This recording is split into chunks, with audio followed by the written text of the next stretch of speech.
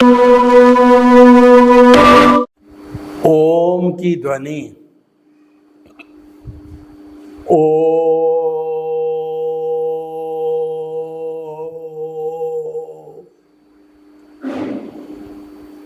ओ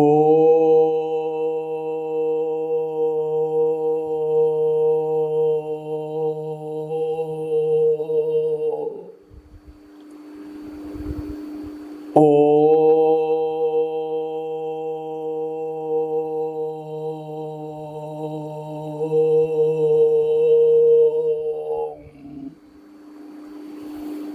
महाप्राण ध्वनि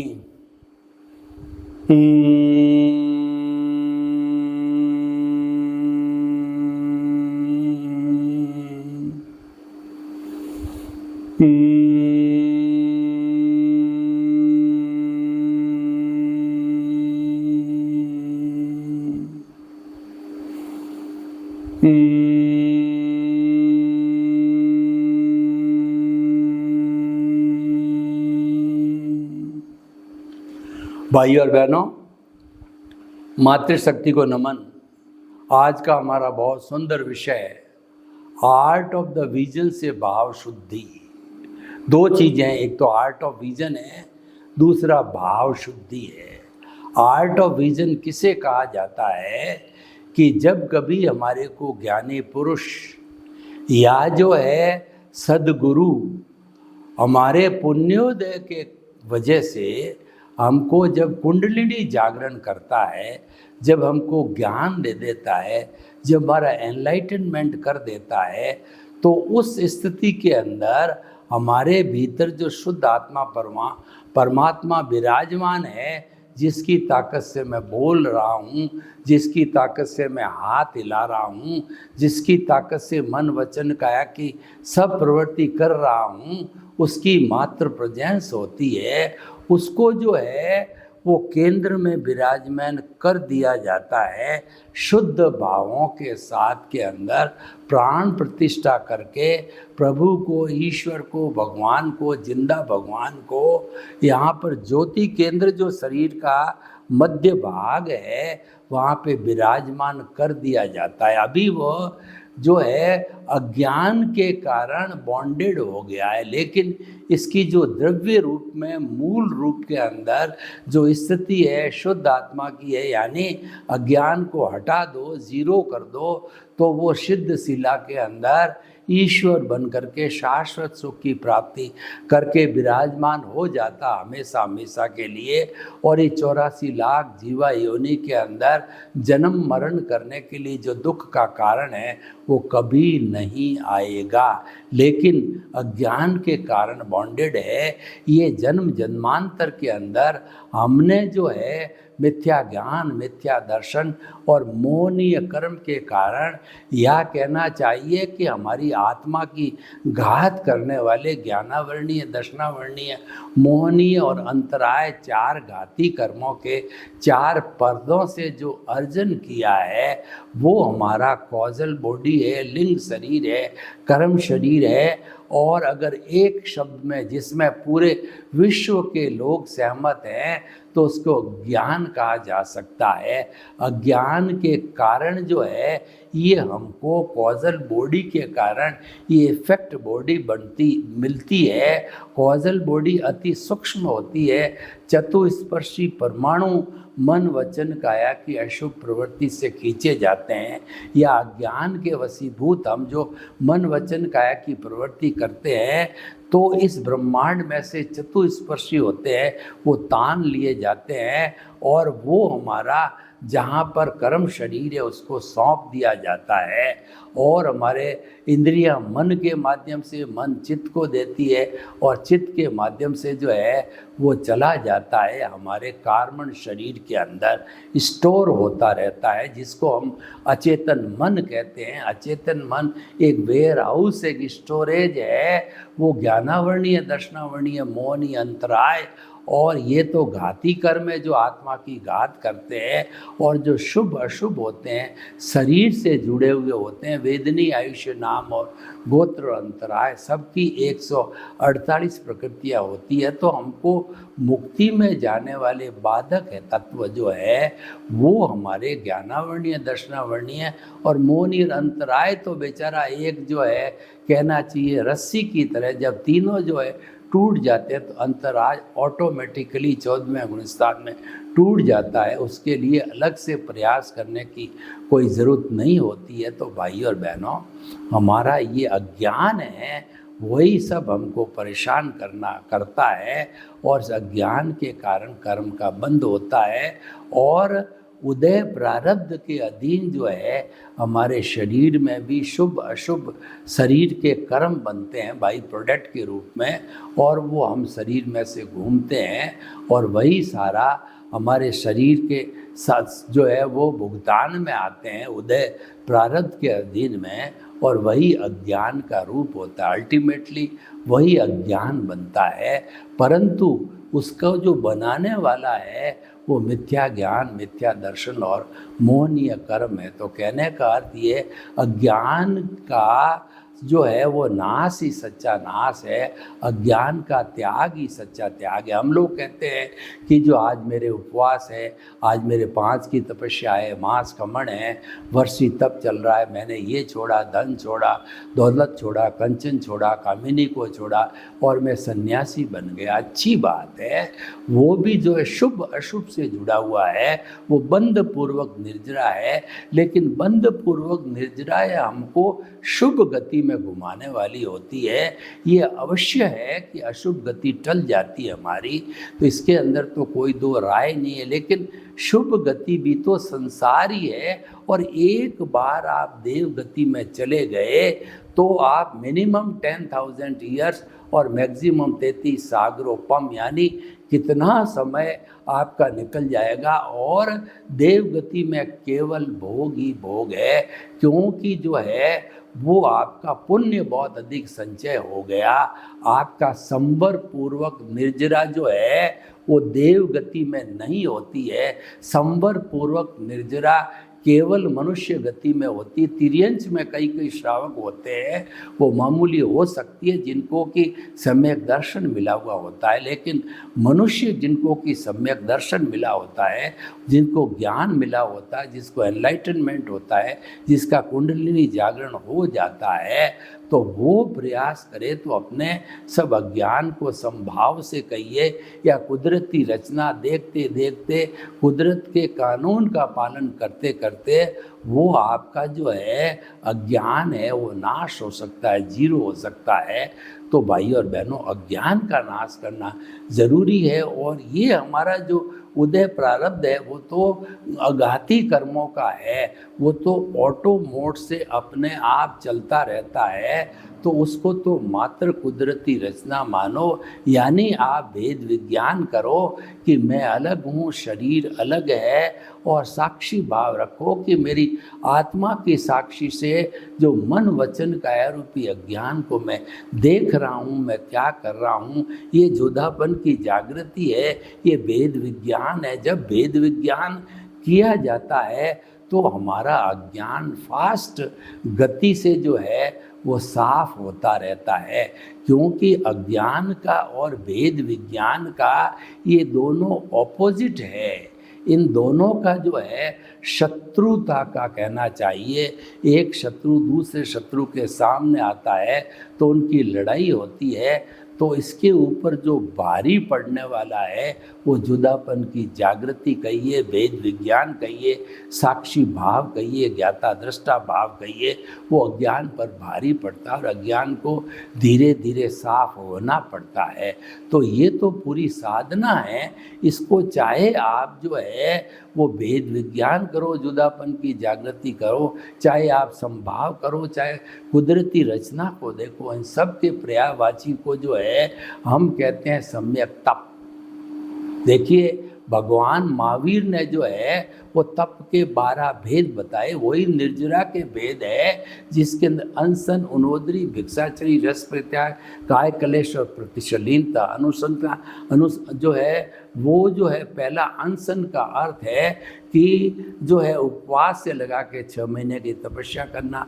उनोदरी का अर्थ होता है भूख से कम खाना, और जो भिक्षाचरी का अर्थ जो है साधु के लिए अलग अलग घर से थोड़ा थोड़ा लाना, और श्रावक के लिए जितने उसके सामने द्रव्य पड़े हैं उसकी सीमा करना। और कायोत्सर्ग का अर्थ होता है कि आपका काया का उत्सर्ग करना। कायोत्सर्ग करना आपको मतलब आपको भेद विज्ञान करना, शरीर अलग है आत्मा अलग है। और जो प्रतिशलीनता का अर्थ है कि जो इंद्रियां बाहर घूम करके और बाहर से जो वासना के जो है परमाणु लाती उनको भीतर की ओर खींचना, ताकि कि हमारा कॉजल बॉडी का ये अज्ञान है उसमें बढ़ोतरी न हो। ये तो बाहर के हैं जो दिखाई देते हैं, जो साधना करते हैं वो दिखाई देते हैं, लेकिन ये तो एक कहना चाहिए कि अर्ली स्टेज कहलाती है। जो साधना में और आगे बढ़ जाता है वो भीतर के जो 6 जो कहना चाहिए तप है या 6 निर्जरा के भेद है उसका उपयोग करता है, उसको आर्ट ऑफ द विजन कहते हैं। उसके अंदर आत्मा की साक्षी होती, केंद्र में आत्मा विराजमान मस्त होता है। उसमें तो जो हमारे बाहर के जो 6 भेद है उसमें तो मन वचन काया का शुद्धिकरण है, लेकिन भीतर के अंदर केवल आत्म तत्व की भजना होती, आत्मा की साक्षी होती है। उसमें प्रायश्चित किया जाता आत्मा की साक्षी से कि मैंने फला फला व्यक्ति को जो है कष्ट दिया, मुझे क्षमा करो क्षमा करो। हे कुदरत माँ, मैंने जो है वो कुदरती रचना नहीं देख करके और आपके कुदरत के कानून को थोड़ा मुझे क्षमा करो क्षमा करो। ये प्रायश्चित हो गया और विनय हो गया। उसके अंदर जो है सरलता के गुण लाना, किसी व्यक्ति के अंदर भेदभाव नहीं करना, किसी के प्रति बुरा चिंतन नहीं करना, और हर आदमी को हर प्राणी में अपने समान आत्मतुलावत जो है आत्मा के दर्शन करना। आपके भीतर विराजमान शुद्ध आत्मा भगवान को मैं जो है वो नमन करता हूँ, आशीर्वाद लेता हूँ।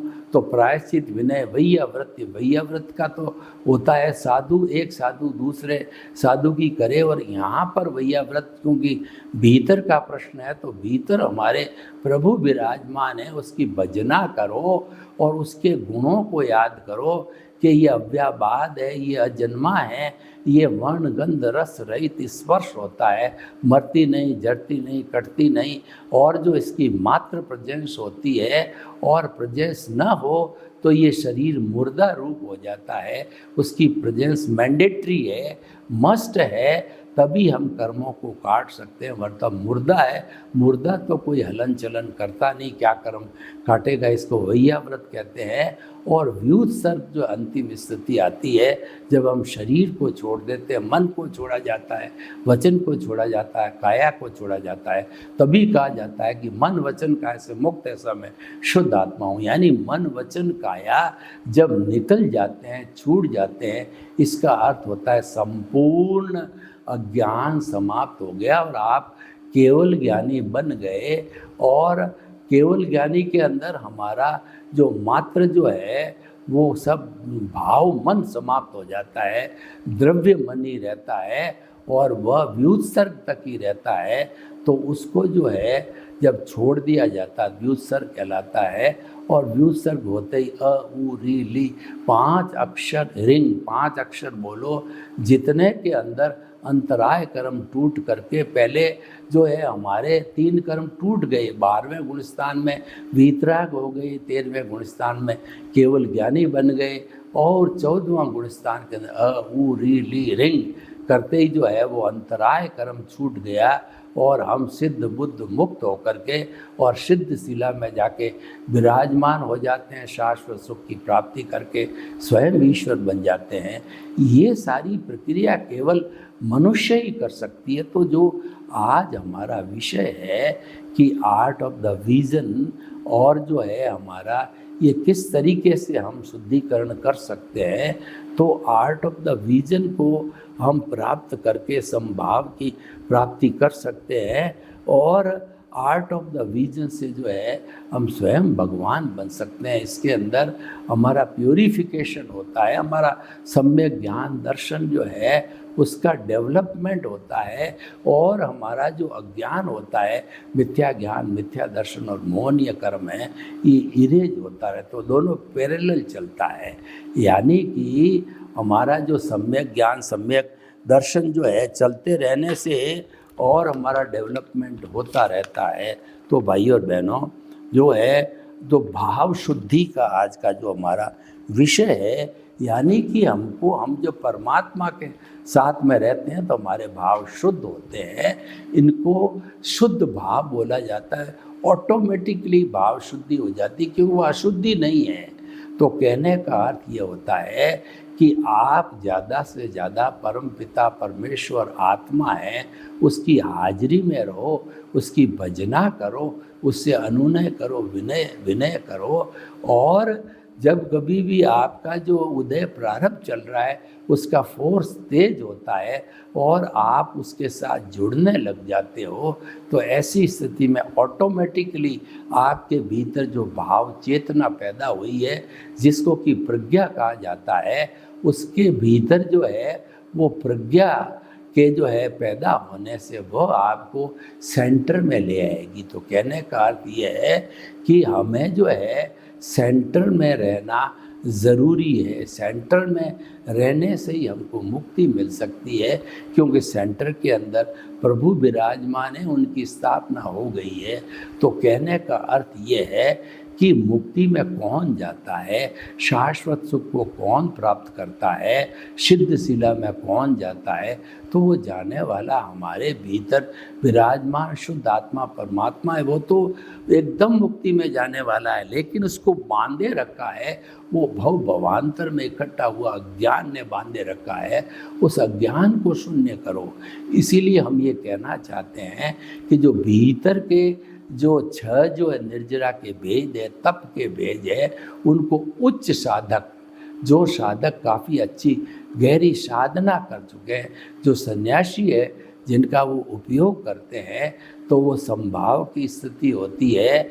और वह हमारा कहना चाहिए आर्ट ऑफ द विजन कहा जाता है। तो सब ये मिलते जुलते हुए, लेकिन भीतर के साम्राज्य को हमें तेज करना पड़ेगा। जो हम मन वचन काया की शुद्धि करने का, इनको सुधारने की बात करते हैं, ये तो सृष्टि बदलने की बात करते हैं।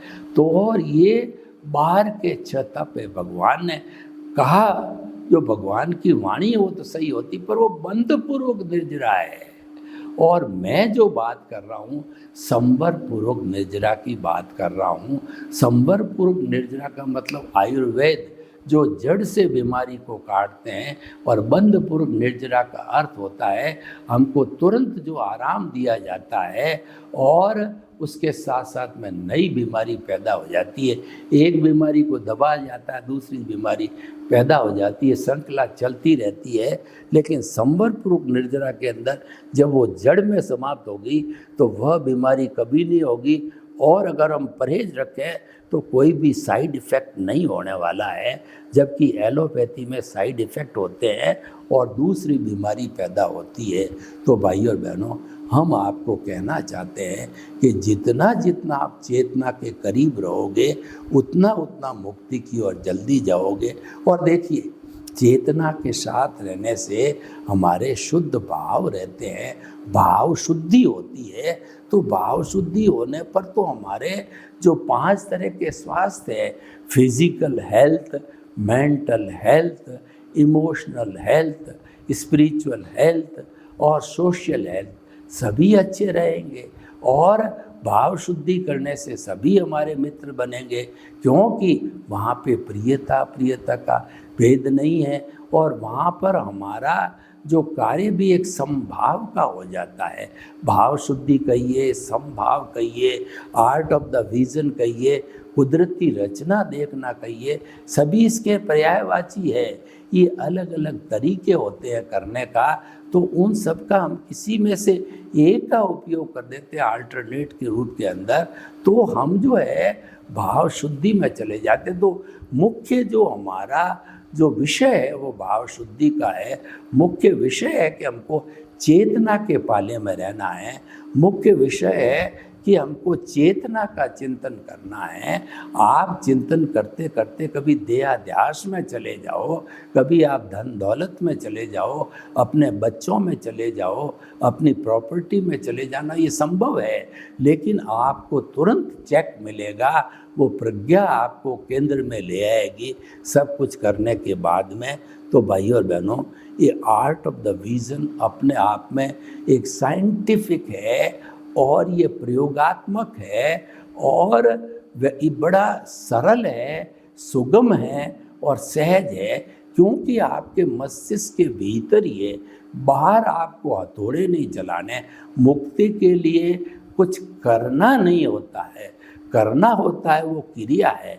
जो मन वचन काया करती है वो क्रिया है। क्रिया से बंधपूर्वक निजरा होती है और जो है हमारे भाव शुद्धि से संवर पूर्वक निर्जरा होती है। ये बड़ा बेसिक डिफरेंस है। और भाव शुद्धि करने वाला तो हमेशा परमपिता परमेश्वर जो भीतर विराजमान है उससे प्रार्थना करेगा कि हर जन्म में मेरे को मनुष्य के कर्म मिले, हर जन्म में मैं मनुष्य बनूं। वो चाहे मुझे सिमंदर स्वामी के चरणों में आप भेजो तो बहुत अच्छी बात है, ताकि वहाँ पे मैं 3-4 भवों में अपनी शुद्धि करके सिद्ध बुद्ध मुक्त बन जाऊं। वो संभव नहीं है तो मुझे भरत क्षेत्र में ही आप भेजो, तो केवल मनुष्य गति में भेजो। और दूसरी बात ये है कि ऐसा आर्ट ऑफ द विजन को पालन करने वाला, केंद्र में प्रभु को स्थापित करने वाला, हमारा एनलाइटमेंट होना, प्रज्ञा जागृत होना, कुंडलिनी जागरण होना, हमको सम्यक दर्शन मिलना, तो ये व्यक्ति कभी न कभी मुक्ति को अवश्य ही जाएगा।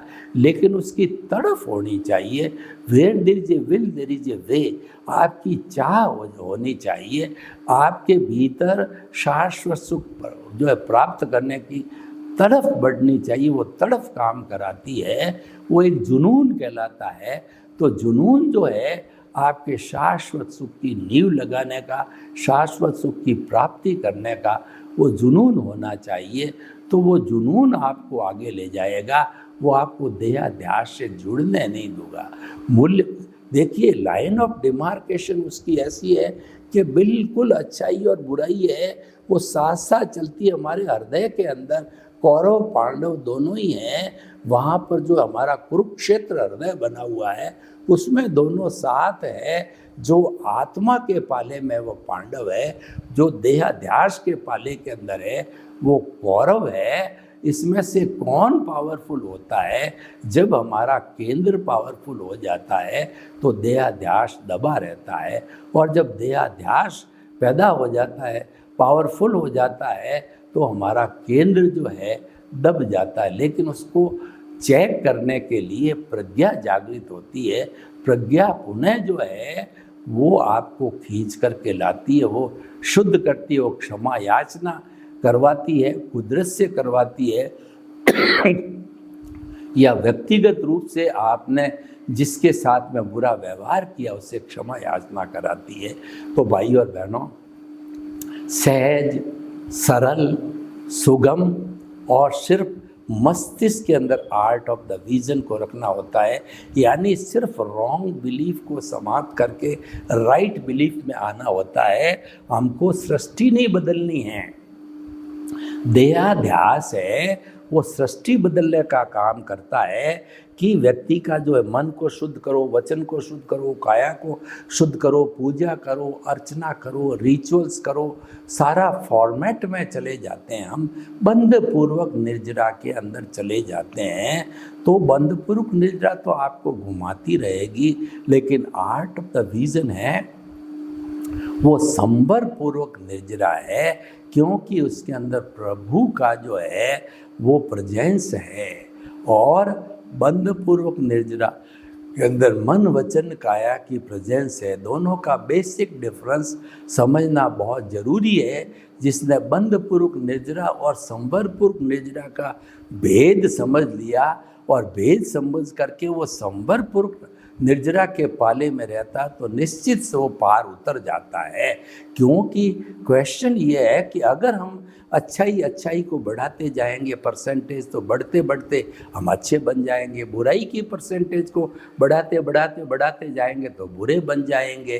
तो इसीलिए हमारे को लक्ष्य क्या है? हमारे को लक्ष्य ये है कि हमको शाश्वत सुख की नींव डालनी है, क्योंकि हम हमारे वर्तमान के जीवन के अंदर सुख और दुख के पलड़े में झूलते इतने परेशान हो गए हैं कि हम चाहते हैं कि हमको परमानेंट सुख मिले। तो वो परमानेंट सुख है, वो शाश्वत सुख कहलाता है। वह संभाव में पॉसिबल है, कुदरती रचना देखने में पॉसिबल है, भाव शुद्धि से ही पॉसिबल है। सर्वे भवन्तु सुखिनः, सर्वे सन्तु निरामया। लोक के जीवों को सुख मिले, शांति मिले, आनंद मिले, प्रेम मिले, स्वाद मिले, और हम सभी भाव शुद्धि करके अपने लक्ष्य शाश्वत सुख की नींव लगाएं। आपके प्रति मंगल भावना। ओम शांति।